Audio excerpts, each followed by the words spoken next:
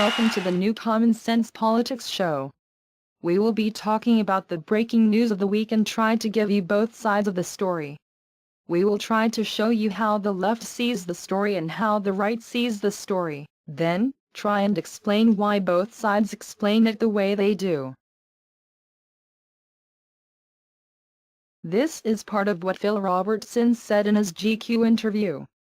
Don't be deceived, neither the adulterers, the idolaters, the male prostitutes, the homosexual offenders, the greedy, the drunkards, the slanderers, the swindlers.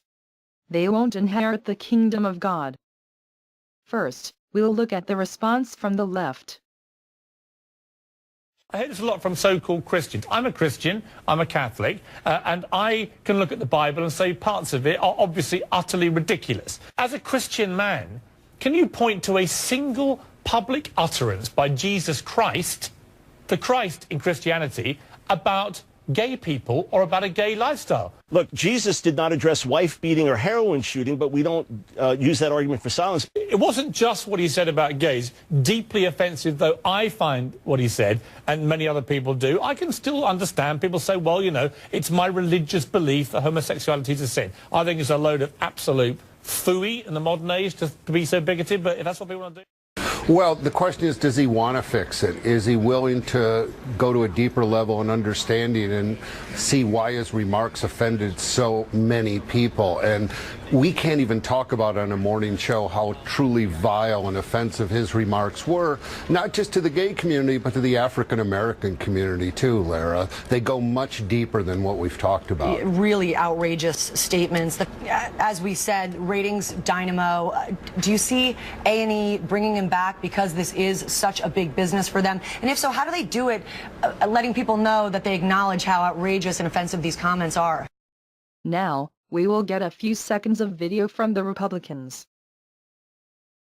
Thanks for watching us tonight. What the Duck Dynasty controversy is really all about, that is the subject of this evening's Talking Points memo.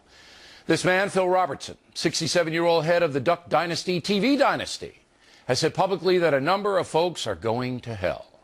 Among them, adulterers, greedheads, drunkards, slanderers, and homosexuals. It is the last group that has ignited a firestorm.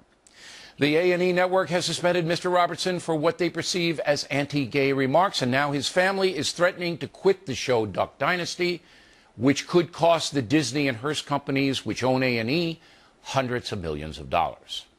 The reaction to Phil Robertson's remarks has been intense, to say the least.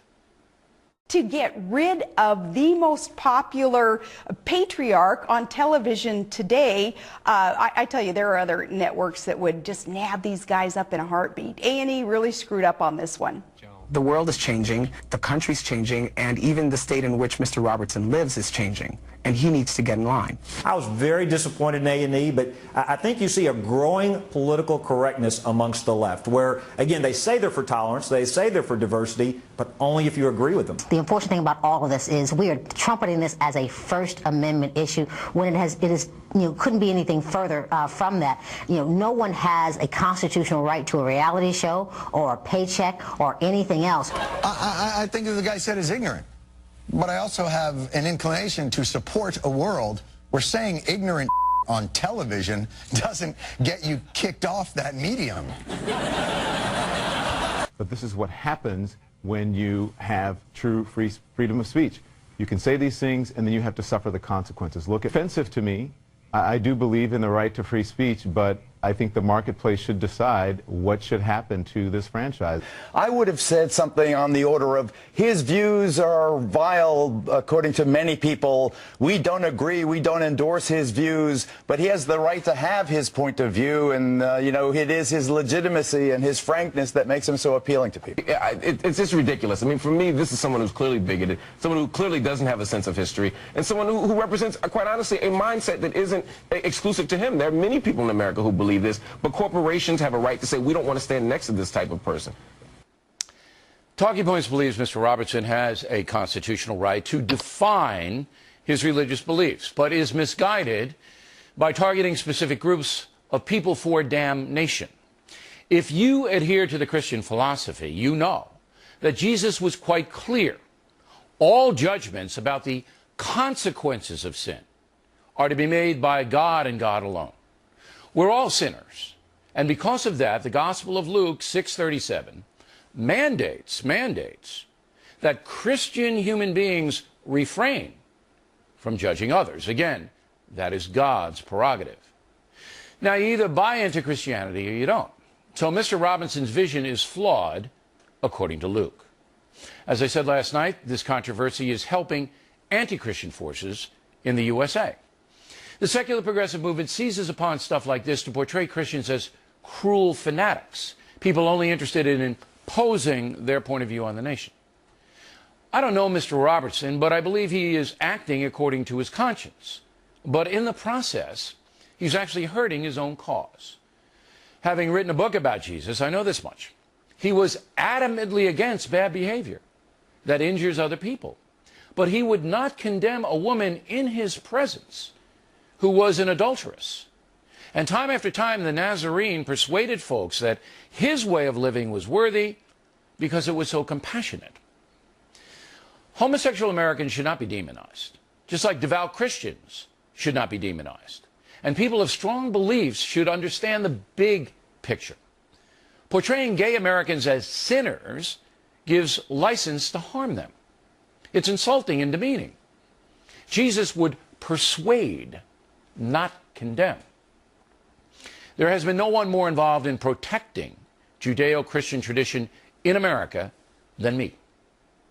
I fully understand how the far-left secular progressives want to change this country. And in order to do that, they have to marginalize people of faith, people like Mr. Robertson, who oppose unfettered abortion, gay marriage, and other SP causes. But you win the battle by reason and by putting forth the strongest argument for the greater good of all Americans.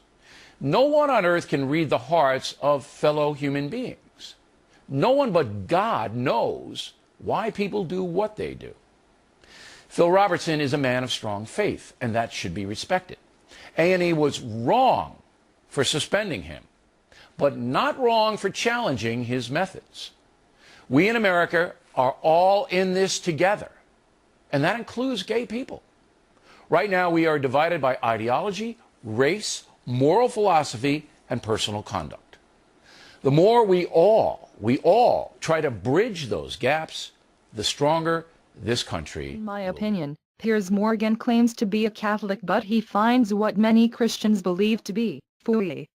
In my opinion, Bill O'Reilly did a better job of representing both sides.